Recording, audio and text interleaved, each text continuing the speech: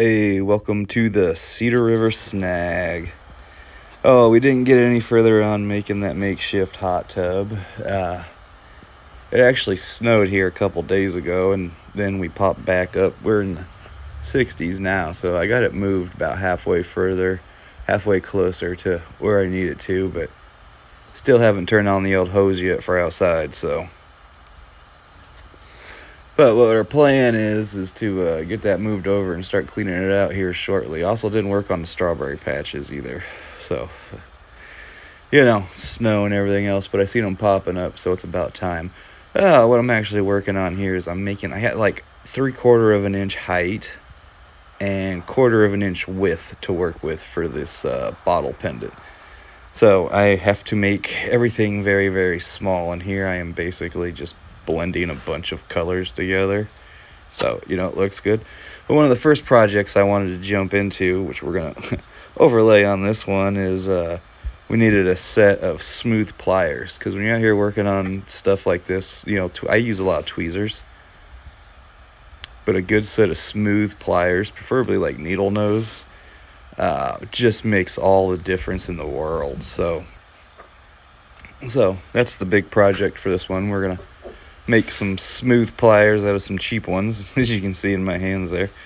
They work pretty good. I've been using them for quite some time here, and literally they are Menards brand $1. I think I paid $1 for them. They came with a couple other pliers that I made them about $1 a piece, and so far I've been using them all. Again, I'm out here just mixing up the colors, and there's the pliers. So, as you can see, they're pretty much just standard, pliers, and everybody will be they're too short for the heat, but, look at my tweezers, and they'll tell you the rubber will melt, but, again, look at my tweezers. Sorry if you hear my dog in the background. But they're the pliers, they're not too bad. Some people will tell you they'll get really soft from the heat. But, the only thing they're gripping is hot glass. It's about as thick as silly putty, so they don't have to be super strong, But the problem is they're textured. And that grip right there, all the glass will stick in all them little grooves and everything else, so you need them as smooth as you can possibly get them. Any type of texture on that, it's great for gripping bolts and, pulling staples and everything else, but for grabbing hot glass, you do not want a lot of texture on your freaking pliers, because it'll basically just stick the end of your pliers shut. And as you can see, you don't want that to happen. You want to be able to get them up on there. But so far, they've been serving me pretty well. So the only thing I had to do is, here we go, file.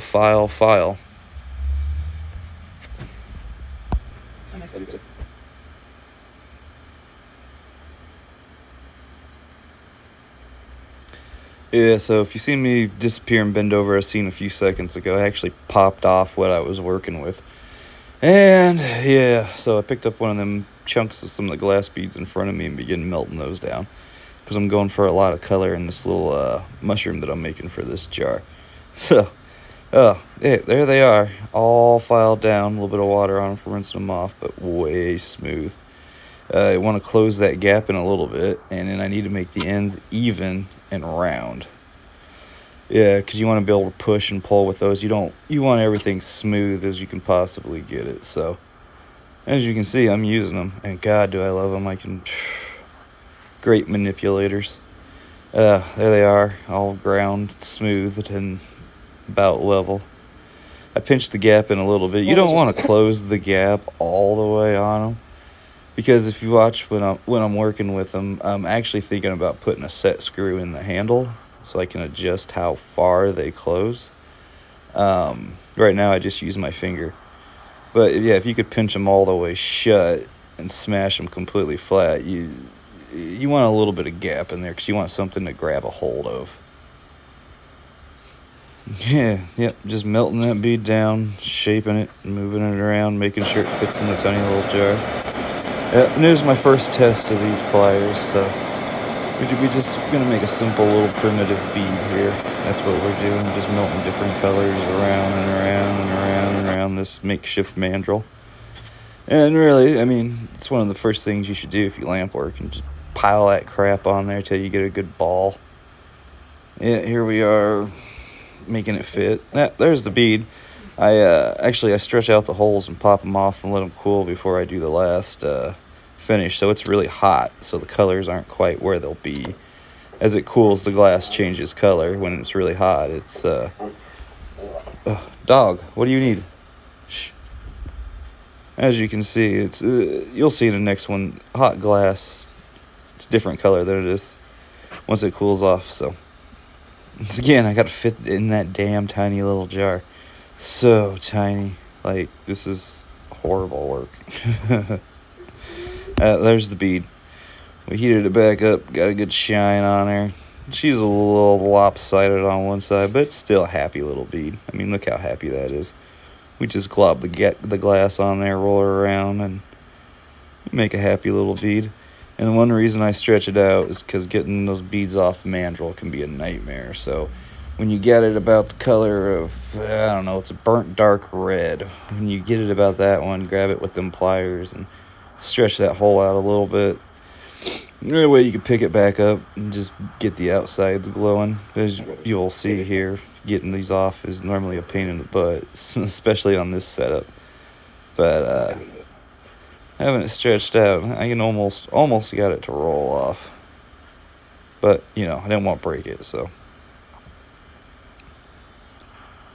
Make you dizzy for a second. Get off of there. There it goes. I was hoping this isn't the one that I broke. Yep, a pretty little bead. Look at that. A little lopsided, but yeah.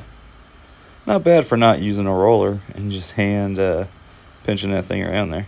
That was my first test to see if the glass would stick. And yeah, it did a pretty good job.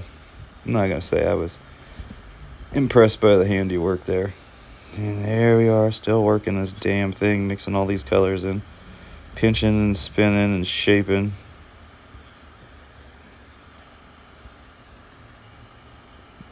I don't know what just popped off there, but we're going to glue it back on, so.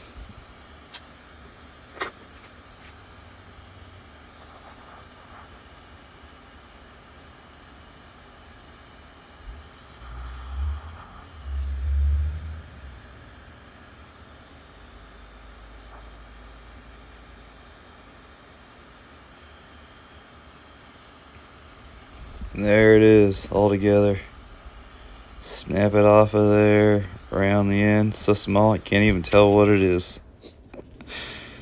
Yes, I gotta break out the the macro lens. There she is. Hasn't quite got all the colors yet, 'cause it's still pretty hot, but cute little mushroom, right? Tons of color in that thing. And it's tiny. Oh, they're so tiny. There's a couple other ones that I worked up on them. Yeah, that little tree. God, I love this little tree. It's so cute. I don't even know how to describe it other than like yellow. I had a fall vision in mind with it, but you'll see how tiny it is here in a second. There's that guy compared to my fingers. That one had a little bit more room. These guys over here had to be way shorter and stubbier. Yeah. I mean, this tree, holy cow, wait.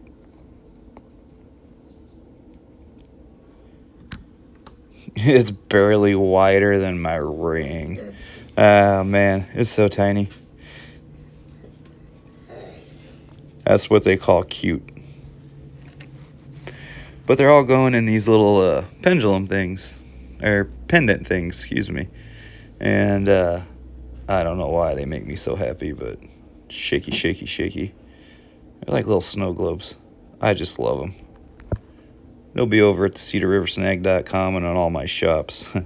On the, on the non-restricted side, I guess.